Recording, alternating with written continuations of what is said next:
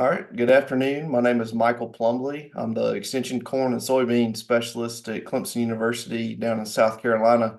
And today I was asked to talk a little bit about how to estimate corn yield in season. So this would be prior to harvest. Basically, how would you do that, and some things and considerations to think about if you're going to be estimating a corn yield for a particular producer, with your job or in your region. So starting out, when we talk about estimating corn yield, again, this is going to be prior to harvest, like what does it really mean? And again, this would be going out, collecting a representative grain sample from a field or an area before harvest and quantifying what you think the yield is going to be on a per acre basis. So this would be, how many bushels of grain we're collecting off of this per acre, or something like to that effect. And I put in this picture over here on the right that kind of shows an example of how you would want to collect your sample when we're going out and selecting years to be able to quantify what the yield is.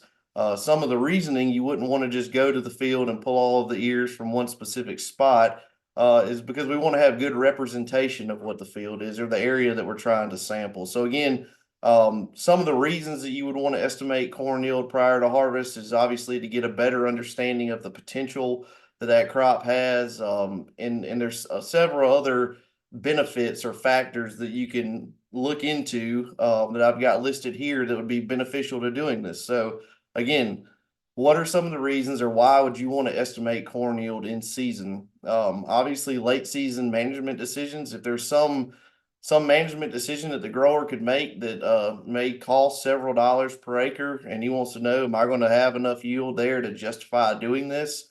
Maybe it's something to do with drying cost or something to that effect. It'll kind of help give him a little bit better estimate on what he's going to make.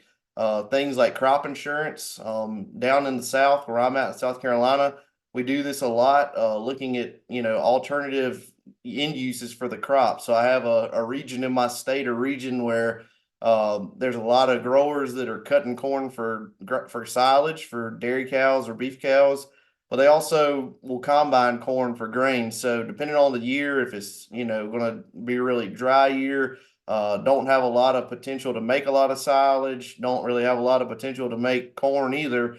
Sometimes we'll do some estimates to kind of gauge what the yield might be and then decide one way or the other on what we're going to do with the corn. So that's one use you could do or have with this.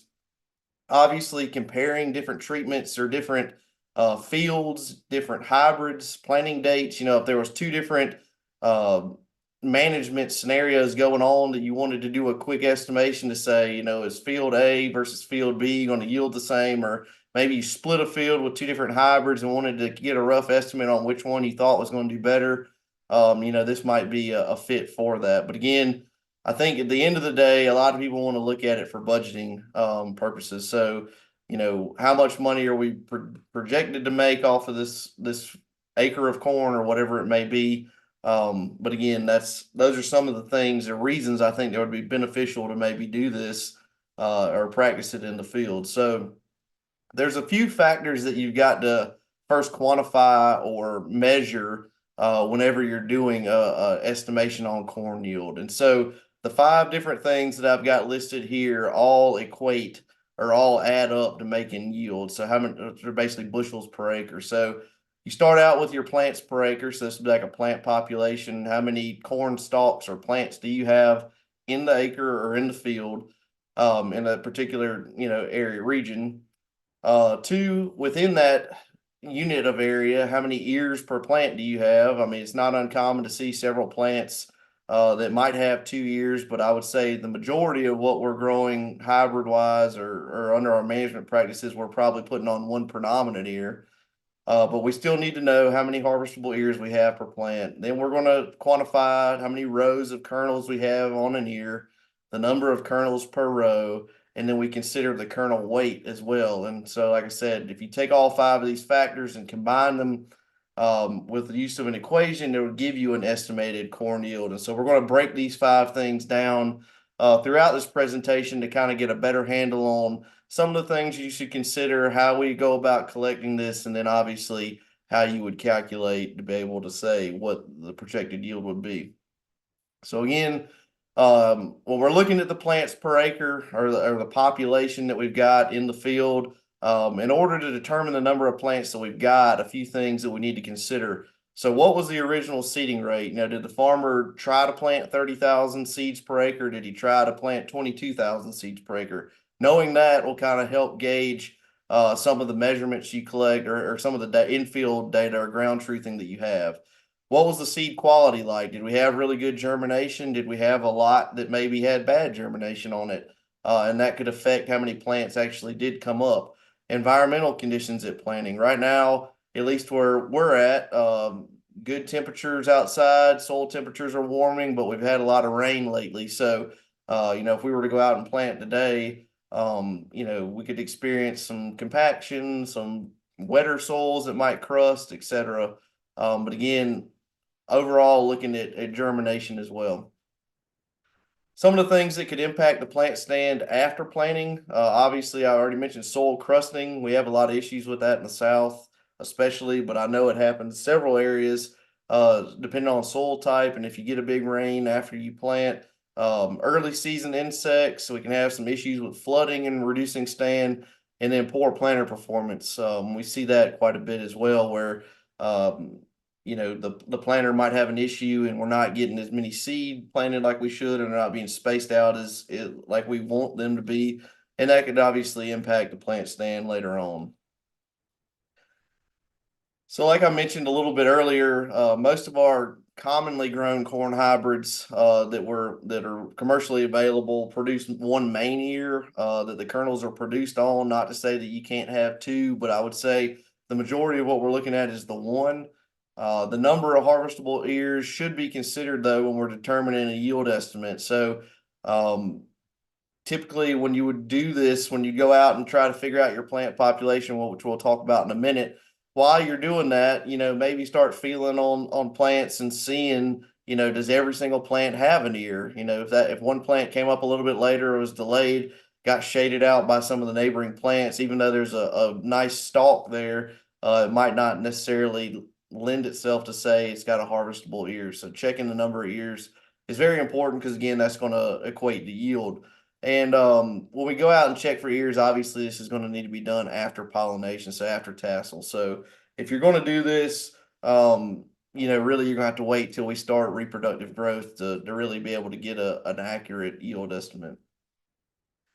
So again, when we go back to figuring up what our total plant population is on a per acre basis, a couple things you would need, obviously a tape measure of some sort to be able to measure row spacing and maybe a length of the row. So typically, I would say, a lot of corn is grown on 30-inch rows for the sake of ease, on 30-inch rows, 2.5 feet. You could divide that by 43,560 square feet in an acre, and then you could determine what 1/1000th of that acre is to give you a length of row that you would need to measure off to count the number of plants in that 1/1000th of an acre of row, and that would then tell you what your seed rate or your population would have been. And I've got some graphicals in here that'll help explain this a little bit better. So this is a chart. You can find these online. There's several different good references, I guess you could use for finding this type of a chart, but this is just kind of a quick and dirty. If you know what your row width is or your row spacing, so anywhere from 7.5 all the way out to 40-inch rows, it tells you over here on the right how many feet of row you need to measure off to get this 1/1000th of an acre. So for example, if we were on a 30-inch row, we would measure off 17.5 or 17 feet 5 inches. We would count how many harvestable plants we had within that 17 feet 5 inches, how many number of ears, multiply that by 1,000, and that would be what our population is. So let's say you counted 30 ears within that 17 feet 5 inches on a 30-inch row, then you would have a plant population of around 30,000. So that's one of the first things that you would need to determine in being able to estimate corn yield. The next, kernels per row per ear. So again, this is just going to be the number of kernel rows on the cob. This is typically determined by the V6 growth stage.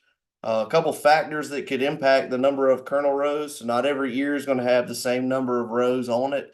Some of this could be attributed to the hybrid that you selected. Some of it could be if the plants were stressed at the time that these kernel rows were being developed, so early vegetative growth. So again, if we're saying that these are typically determined by V6, if we're having a lot of stress at that time, that could produce fewer rows on the plant, and vice versa. If we had good weather, good management, maybe we could have a few more. But typically these number of kernel rows on the ear are always in an even number. So the kernels originally with early set are 1, and then they divide. So we typically see numbers like 12, 14, 16, 18 on up.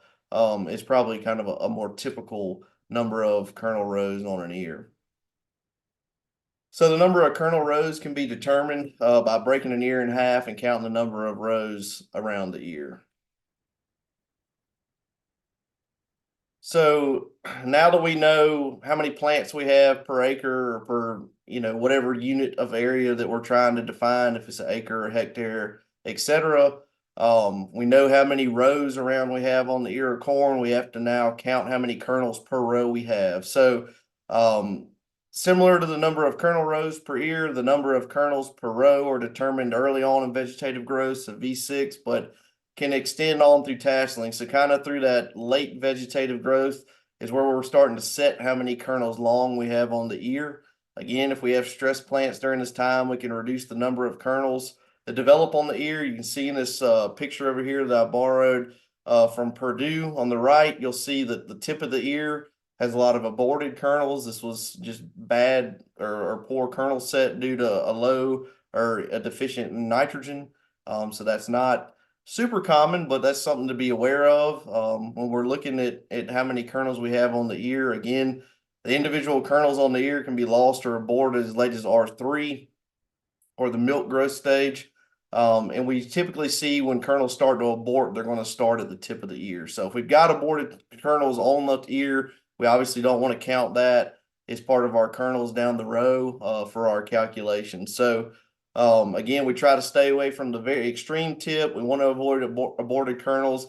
And I would even probably go as far to say if you've got a lot of uneven or irregular shaped kernels on the butt of the cob or the base where it attaches to the plant, maybe we don't necessarily want to count every single one of those as well. But sometimes what people will do is they'll count the number of kernels that they feel like are harvestable or good quality kernels, maybe on 5 of the rows on each of the cobs to kind of get more of an average. So that's just something to maybe consider when doing this. And then one of the last factors that we need to collect, so we've got how many plants per acre, we've got the number of rows around, the number of kernels long, but we need to know how big the kernels are. So kernel weight is determined between the blister or through blister to dent growth stage. A typical corn kernel will weigh between a quarter to a third grams, so not very heavy, but rather than weighing out or having to weigh out every kernel, usually when we do an estimate, we associate a standard value for this. So some of the standard values that we use, again, there's a range in the number of kernels there are per bushel. A typical bushel of corn, 56 pounds per bushel. So this range in the kernels per bushel would be between 65,000 and 110,000 kernels per bushel. So with that being said, we've got this range in kernel size, kernel weight to basically make a bushel. A lot of times if the corn is kind of average, it hasn't been a super dry year, hasn't been a really great year in terms of rainfall or management, maybe we just use a kind of an average of 90,000 kernels per bushel. And I would say that's probably the most common size used when doing an estimate.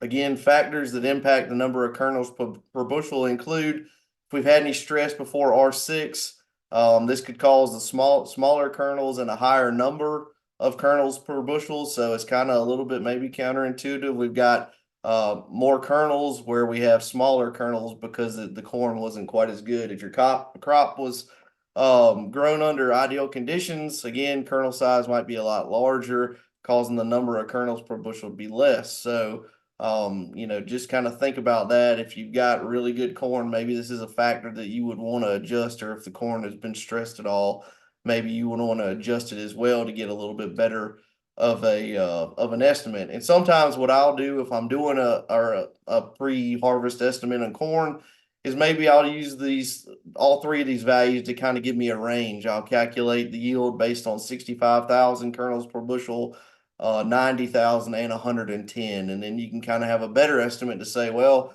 we feel pretty confident the corn's going to yield between this and this, but this would be the average.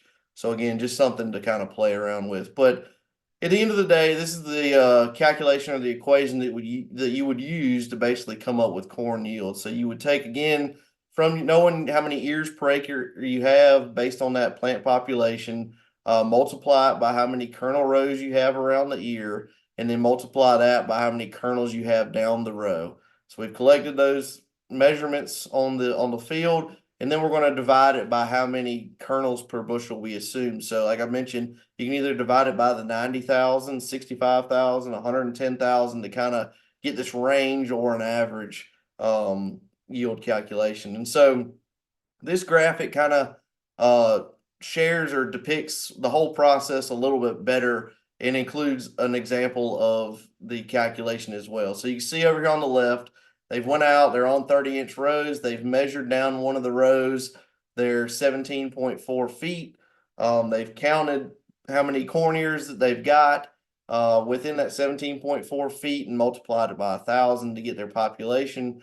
They go out then and select 5 random ears. They're counting how many number of rows they have around on the cob, how many kernels they have down the row, and that's going to give you a value of how many kernels per ear you have. Now, knowing the number of kernels and the number of ears, you can get the kernels per acre. And then by multiplying that again by the kernels per bushel, you're able to basically get yourself to yield. So if you look at the example again across the bottom, let's say that they average 23.6 ears. By the 1/1000th method, we would say that that's 26,000 or 23,600 ears per acre. They went out and they said a lot of their ears average 16 rows around, 27 kernels long. So that would give you 432 kernels per ear. Taking that number and multiplying it again by the population, we're saying that we have 10.195 million kernels per acre. We're dividing that by 100,000 kernels per bushel, and that would give you an estimate yield of 102 bushels per acre. So again, it's not extremely complicated, especially after you've done it a time or two. There are definitely probably some apps or things that can help assist with doing this calculation, but knowing how these measurements need to be calculated or collected, and then how we input those, I think is going to help you with giving a more sound or a better overall estimation on yield. So again, based on the results of the yield estimation calculation, the estimates are pretty accurate, probably within 20 bushels of the actual yield if you do everything correctly. I think one thing to drive home would be to ensure that enough samples were taken in the area to account for the variability. So, for example, if you've got a lot of variability in the soil in the field, or how it was managed from start to finish, or different hybrids, etc., you would need to collect more samples to get a better average yield estimate from that particular area. Something else to kind of think about, we didn't really go into this with our calculation, but if the test weight of the corn differs from the 56 pounds per bushel, which is kind of our standard, the yield estimates could vary some. It's not uncommon to see test weight, in between the range of maybe 45 to 60 plus pounds per bushel. So that's just something to keep in mind. Again, this is an estimation, but if you know that the corn is not going to have the test weight that you think it should, or it's going to have more, then that might be something to consider with the yield estimation. Is that at the end of the day, the yield might be a little bit higher, might be a little bit lower than what you're actually calculating. So I mentioned the apps. Now that everybody, I feel like, has got a smartphone, there's obviously a lot of very useful apps out there. There are apps that you can download. There's some that are even just on the internet that you can plug in a lot of these known values and it'll spit out an answer rather than having to do this all by hand. But I think, again, by understanding the inputs and the measurements that you need to input into the app, it's really important to help you with making accurate results. So you can see The screenshot over here on the right, you would obviously go into this app, select your row width, type in how many ears you collected in that many or in that distance of row foot. Put in how many kernels per row or how many rows you have per ear on kernel rows you have per ear. In this case was 16, the number of kernels per row. That's going to give you the number of kernels per ear, and then it's going to help give you that quick calculation of 133 bushels per acre estimate. So with that being said, that was kind of a run through course of how to do a yield estimation in corn. If anybody has any questions, feel free to reach out to me at any time, and I appreciate you tuning in.